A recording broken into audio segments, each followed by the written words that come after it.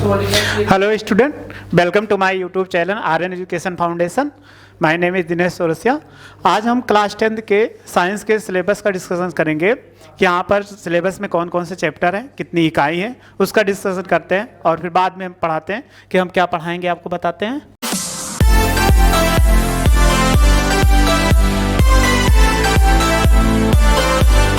देखो, इसमें है क्लास 10th का साइंस जो पेपर होगा टोटल आपका 100 नंबर में होगा, जिसमें से कुछ पार्ट डिवाइड है, यानी ये टोटल 100 नंबर में होता है। पेपर जो आपको मिलेगा यहाँ पर जो नंबर रहेगा टोटल 100 नंबर में, लेकिन उसमें कुछ डिवाइड है, कुछ आपका प्रैक्टिकल हो जाता है और कुछ थ्योरी होती है जिसको आपको लिखित देना पड़ता है।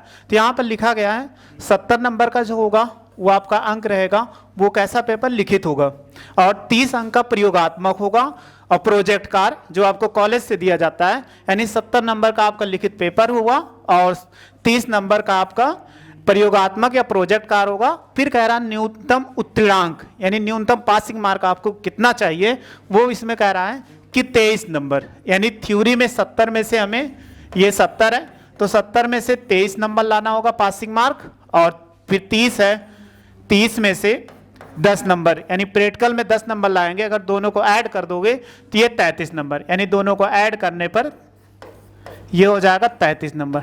टोटल पासिंग मार्क कितना होता है? 33 होता है।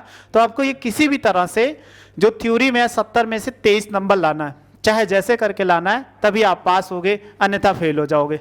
तो इसमें देखते हैं अब यहाँ पे कितने इकाई हैं, क्योंकि इसमें 3 पार्ट होते हैं साइंस में, फिजिक्स, केमिस्ट्री और बायोलॉजी 3 होते हैं। अब तीनों में कितने कितने अंक पूछे जाते हैं, पहले उसको देखते हैं। देखो यहाँ पे है रासायनिक पदार्थ की प्रकृति एवं व्यवहार, यानी आपका केमिस्ट्री का है। तो केमिस्ट्री देखो टोटल कितने नंबर में, 20 नंबर में यहाँ पर लिखा हुआ है। केमिस्ट्री जो हो जाएगा वो 20 नंबर में होगा। फिर जैव जगत यानी बायोलॉजी, ये टोटल जो होगा ये भी 20 नंबर में है यहाँ पे। फिर इसके बाद लिखा हुआ है अपवर्तन और विद्युत धारा का चुंबकीय प्रभाव, ये क्या है? फिजिक्स है, यानी ये दोनों पोर्शन जो है ये आपका फिजिक्स है। यहाँ पे ये फिजिक्स हो गया। ये टोटल आपका दोनों को ऐड करेंगे तो ये 25 नंबर में आएगा। यानी अगर दोनों को देखा जाए, केमिस्ट्री और बायो से ज़्यादा नंबर सबसे ज़्यादा जो कवर करता है वो फिजिक्स का पोर्शन, और फिजिक्स का पोर्शन सबसे आसान है। हम आपको फिजिक्स ही पढ़ाएंगे और जो अन्य टीचर होंगे आपको बायोलॉजी और केमिस्ट्री पढ़ाएंगे। तो यहाँ पर इसके बाद कुछ और भी है, थोड़ा सा एक खंड प्राकृतिक संसाधन, ये केवल 5 नंबर में आएगा। अब टोटल अगर ऐड कर देंगे तो 70 नंबर में, और जो आपका प्रैक्टिकल होगा वो 30 नंबर में, टोटल 100 नंबर में हो जाएगा। अब इसमें देख लेते हैं थोड़ा सा केमिस्ट्री में क्या है, और फिजिक्स हम पढ़ाएंगे तो वो आपको फिजिक्स का पूरा बताएंगे। बस केमिस्ट्री में लेसन पढ़ लेते हैं, इकाई में कौन कौन से लेसन आ रहे हैं। इसमें लिखा रासायनिक पदार्थ प्रकृति एवं व्यवहार। सबसे पहला लेसन इसी में है कि रासायनिक अभिक्रियाएं, ये रासायनिक अभिक्रियाएं हैं। दूसरा अम्ल क्षार और लवण हो गया। फिर इसके बाद तीसरा जो केमिस्ट्री में पढ़ना है यहाँ पे, तीसरा है धातु एवं अधातु। फिर कार्बनिक यौगिक हो गया, और इसके बाद तत्वों का आवर्त वर्गीकरण। ये इतना आपको पढ़ना है, लगभग 4 ये हो जाएगा, एक ये मगर मान लेंगे तो ये 5 हो जाएगा। लगभग केमिस्ट्री में 5 लेसन आपको पढ़ने हैं टोटल, जिसमें से 20 नंबर आएगा। फिर इसके बाद जीव विज्ञान में देखते हैं जैव जगत यानी बायोलॉजी। बायोलॉजी में जैव प्रक्रम है यहाँ पे, तो ये एक लेसन इससे हो जाएगा। फिर प्रजनन है, फिर आनुवंशिकता एवं जैव विकास, ये तीसरा हो जाएगा। फिर इसके बाद इसमें खत्म, यानी 3 ही लेसन पढ़ना है। इनके बारे में जब पढ़ाएंगे सर आपको बताएंगे। इसके बाद है जो हम पढ़ाएंगे आपको फिजिक्स हमारे लिए हम ही पढ़ाएंगे, वो बहुत मेन चैप्टर है आपका, जो आपका सबसे अच्छा, सबसे आसान है, उसमें सबसे अच्छा नंबर गेन कर सकते हैं आप। तो इसमें है प्राकृतिक घटनाएं। तो प्राकृतिक घटनाएं में क्या है? वक्रपृष्ठ द्वारा प्रकाश का परावर्तन, यानी इसमें लिखा गया है कि कौन कौन से लेसन पढ़ने हैं इसके अंतर्गत। वक्रपृष्ठ द्वारा प्रकाश का परावर्तन, ये आपको हेडिंग मिलेगा। गोलीय दर्पणों द्वारा प्रतिबिंब का बनना हो जाएगा। फिर वक्रता केंद्र और मुख्य अक्ष हो जाएगा। इसके बाद है फोकस दूरी, मुख्य फोकस हो गया। फिर फोकस दूरी, दर्पण सूत्र, और दर्पण के सूत्र का निगमन नहीं है, साफ साफ कहा गया केवल हमें दर्पण का सूत्र पढ़ लेना है, यानी 1/b और प्लस 1/u बराबर 1/f, ये पढ़ लेना है। इसका निगमन नहीं पढ़ना है, किसका निगमन पढ़ना है? निगमन आप क्लास अगले क्लास में जाएंगे, क्लास 12th में, तो आपको निगमन पढ़ाया जाएगा। केवल यहाँ पर निगमन नहीं है, निगमन आपको करना भी नहीं है कि कोई निगमन करना है, बहुत आसान से इससे हमेशा एक न्यूमेरिकल सॉल्व करने को आता है पेपर में हमेशा। तो आपको जब बताएंगे तो अच्छा समझ में आ जाएगा। इसी में फिर अपवर्तन पढ़ना है। अपवर्तन के नियम हो गया, अपवर्तनांक, गोलीय लेंसों द्वारा अपवर्तन, गोलीय लेंसों द्वारा प्रतिबिंब का बनना, इसके बाद लेंसों द्वारा प्रतिबिंब बनने के नियम, लेंस सूत्र।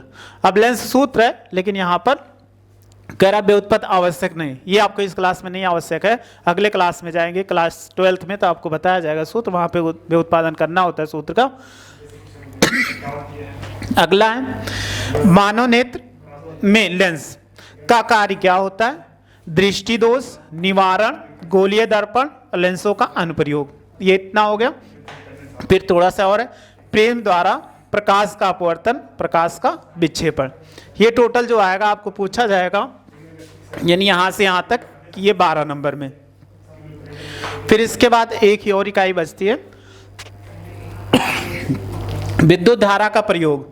देखो यहाँ पे विद्युत धारा, विभवांतर, विद्युत धारा, और कह रहा है कि ओम के नियम, प्रतिरोध, प्रतिरोधकता, कारक जिन पर किसी चालक का प्रतिरोध निर्भर करता है, प्रतिरोधों का संयोजन, श्रेणी क्रम, समांतर क्रम, और भी होता है, बस 2 ही। विद्युत धारा का उष्मीय प्रभाव, विद्युत शक्ति PBI, यानी P से शक्ति होता है, इसका संबंध BI और R में अंतर संबंध, यानी इसके बीच संबंध स्थापित करना होता है। तो आपको जब बताएंगे तो आ जाएगा। तो ये भी बहुत ज़्यादा आपको नहीं पढ़ना है कि फिजिक्स में बहुत कम पढ़ना है और बहुत अच्छा नंबर है, यानी एक ही बार पढ़ लेंगे आपको फिजिक्स अच्छे से याद हो जाएगा, वहाँ पे कोई प्रॉब्लम नहीं, जिससे आपका अच्छा नंबर आ जाएगा। इसके बाद थोड़ा सा और है इसमें, फिर लिखा हुआ है विद्युत धारा का चुंबकीय प्रभाव।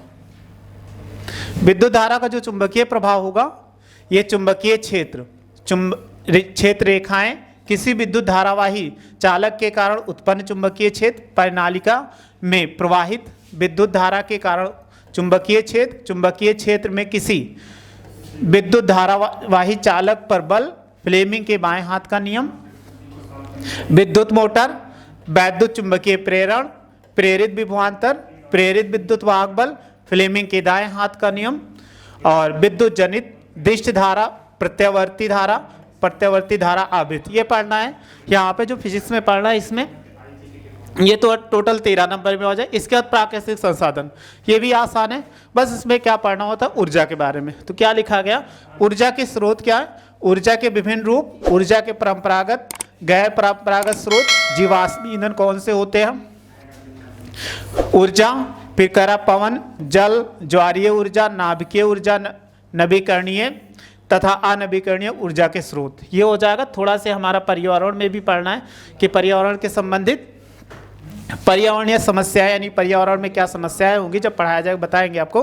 अपशिष्ट उत्पादन तथा निवारण, जैव निम्नीकरणीय तथा कह रहा है अजैव निम्नीकरणीय पदार्थ कौन कौन से होते, इसको हमें डिस्कशन करना है। फिर प्राकृतिक संसाधनों का प्रबंधन, प्राकृतिक संसाधनों का संरक्षण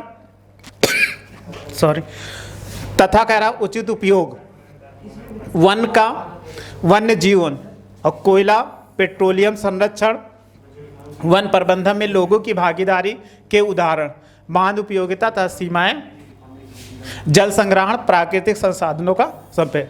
आपको टोटल 70 नंबर में इतना आएगा जो पढ़ाया जाएगा।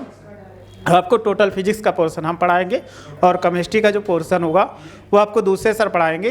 लेकिन फिजिक्स में आपको ये गारंटी लेते हैं, आप अगर फिजिक्स हमसे पढ़ लेंगे तो आपका 25 में से 25 नंबर पूरा आना है, कहीं बाहर से कोई भी क्वेश्चन नहीं आएगा। बस जो आपको पढ़ाएंगे NCERT बेस्ड पे वो पूरा क्वेश्चन आपको मिल जाएगा। न्यूमेरिकल भी अच्छा सॉल्व कराएंगे, जिससे आपका न्यूमेरिकल भी अच्छा हो जाएगा और सॉल्व करोगे तो आपका पूरा नंबर प्राप्त हो जाएगा 25 में 25 नंबर। वीडियो आपको अच्छी लगी हो तो लाइक करिए, शेयर करिए और सब्सक्राइब करिए। Thank you.